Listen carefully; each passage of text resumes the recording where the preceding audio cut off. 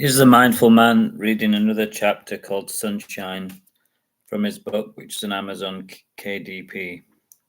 It was a relief to get outside into the clean, smokeless air, and Josh was coughing out puffs of smoke from his lungs, with Tom patting him heartily on his back.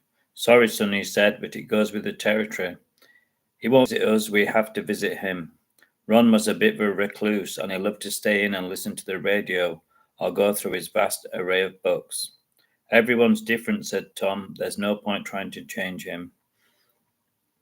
Josh nodded, and they ambled back home, bouncing on the seats over the country lanes.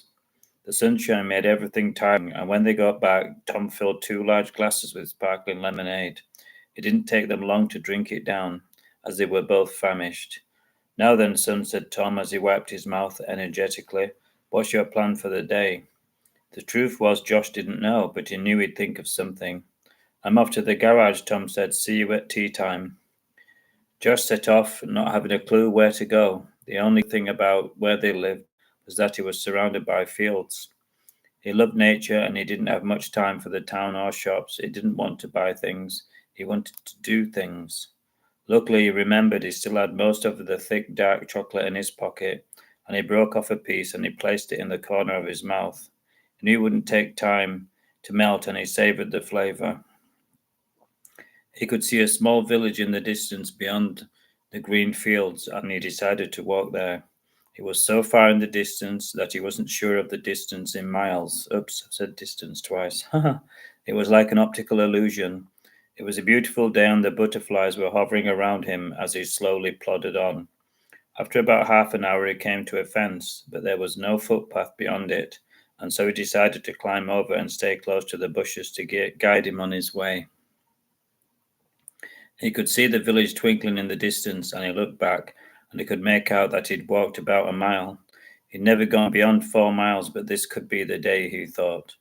He popped another piece of chocolate into his mouth, and he looked up and realized that he could see a yellow shape in the distance. When he got closer, he realized it was a tractor, and then to his surprise, he heard a strange noise. He stopped and looked round. He could make out a shape, and it was moving. It was a herd of cows. Josh wasn't worried as he'd been around them before, and they had always seemed peaceful. What he didn't realize was that in the middle of the group of cows was a bull, and it was angry. Josh was lost in a daydream. He didn't notice them getting closer and closer. Then he heard their hoofs pounding. It startled as a low rumble and then grew louder like 100 drummers. He looked up again, and with horror he realized they were heading towards him. He didn't think they were friendly.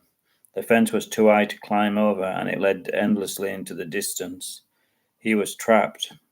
He wasn't keen on being trampled under the heavy hoofs of angry cows and a bull. He had to think of a way to escape.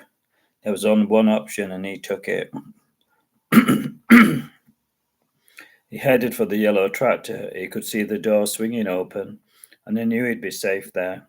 As he walked briskly into the middle of the field, he noticed the ground was becoming muddier, and his white palms were rapidly turning brown. But that was the last of his worries. Now the cow's hoofs were thundering in his ear, and he didn't dare look back.